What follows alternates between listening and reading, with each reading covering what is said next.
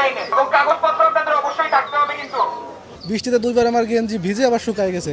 কি সমস্যা হচ্ছে এখনো বুঝতে পারতেছি না। বলতেছে যে প্রশাসনের সঙ্গে তেলের পাম্প মালিকের কোনো সমস্যা হচ্ছে, তেল দিব আপনারা ওয়েট করেন, শুধু এই কথাই বলতেছে। সকাল 6টা থেকে লাইন দিছি তেলের আশায়, পাম্পে তেল আছে কিন্তু তেল দিচ্ছে না। তেল মালিক বলতেছে প্রশাসনের কি সমস্যা, প্রশাসনের কোনো লোক আসে নাই, পুলিশ কয়েকজন আসছে, আসে উপরে মিটিং করে তারা চলে গেছে। কি হয়েছে আমরা আসলে আদৌ জানি না। আমাদের এটা কোনো আন্দোলন না দাদা, আমাদের একটা দাবি যে আমরা তেল আছে কেন আমরা তেল পাবো না, তেল থাকতে কেন আমরা তেল পাবো না। আমরা সবাই কর্মব্যস্ত মানুষ, কেউ আমরা কর্মস্থানে যাইতে পারতেছি না, ডিউটি করতে পারতেছি না, আমরা খেটে খাওয়া মানুষ। তাহলে আমরা খেটে খাওয়া মানুষ, আমাদের পেটে লাথি দিচ্ছে কেন? তেল থাকতে কেন তেল দিবেন? আমাদের একটাই দাবি, আমাদের তেল দেওয়া হোক, আমরা যার কর্মস্থানে ফিরে যাই। আমাদের অন্য কোনো উদ্দেশ্য নাই, আমরা অন্য কোনো চাওয়া নাই। ভোগান্তির মধ্যে আমরা সবাই, ওনারাও যেমন ভোগান্তির মধ্যে আছে, আমরা তেমন ভোগান্তির মধ্যে আছি। কারণ আমাদের যে ভোগান্তিটা ওনারাও বুঝতেছে। যদি এইটুক বুঝে তা উভয় পক্ষে একটু স্যাক্রিফাইস করে, এটা আপনাদের মাধ্যমে আমরা বলতেছি, এইটা সমস্যার সমাধান করে দেন। আমরা সুন্দরভাবে মানে কোনো বিশৃঙ্খলা করতে চাই না। কি বুঝলেন ভাই? অনলি যেটাই চাই।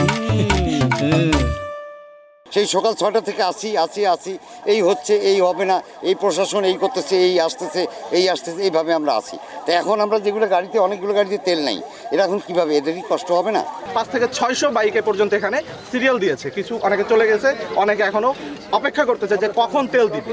বাট এত সময় হয়ে গেল, আমরা যখন জানতে চেষ্টা করলাম যে ঘটনা কি, যে তেল কেন পাচ্ছি না, তখন মালিক পক্ষ থেকে বলছে যে ইউনোর কোনো একটা দরবারে গতকালে একটা সাংঘর্ষিক কোনো ঘটনা ঘটেছে, যার কারণে উপর মহল থেকে তেল দেওয়ার নির্দেশ এখনো পর্যন্ত আসে নাই। যদি নির্দেশ আসে তাহলে আমরা তেল দিব। তো জানতে চাইলাম এটার নির্দেশ কখন আসতে পারে, সে ব্যাপারে তারা কোনো সমাধান দিবে না। তারা বলতেছে যে সেখানে আমাদের মিটিং হচ্ছে, কখন হবে এটা আমরা জানি না, দিতে পারবো কি দিতে পারবো না এরকম কোনো নিশ্চয়তা নেই। আবার এমনও না যেখানে তেল নেই, পর্যাপ্ত পরিমাণে তেল আছে, কিন্তু আমরা ভুক্তভোগী হচ্ছি। আমরাও তো সবাই ব্যস্ত, কর্মব্যস্ত, প্রত্যেকটা মানসিক নিজের দায়িত্বে, নিজের কর্মে সবাই ব্যস্ত, চলে যেতে চাই, কিন্তু আমাদের কেন রাজপথে তারা নামা?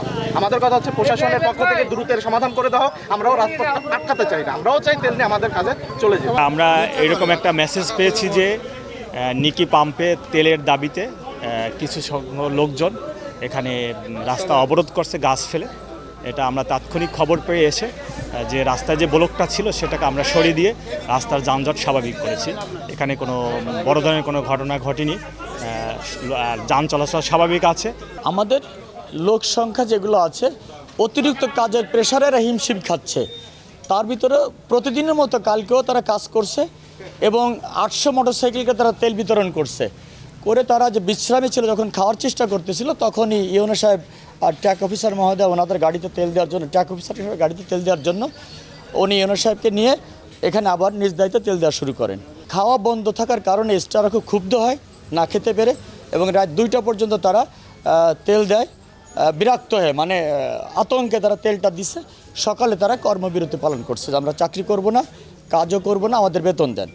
আমি জানতে পেরে আমি এখানে চলে আসছি। আমি এখানে যারা উপস্থিত ছিল সবাইকে আশ্বস্ত করছি, যদি আমি লোকবল পাই আমি আপনাদের তেল দিব, তেল আমার আছে।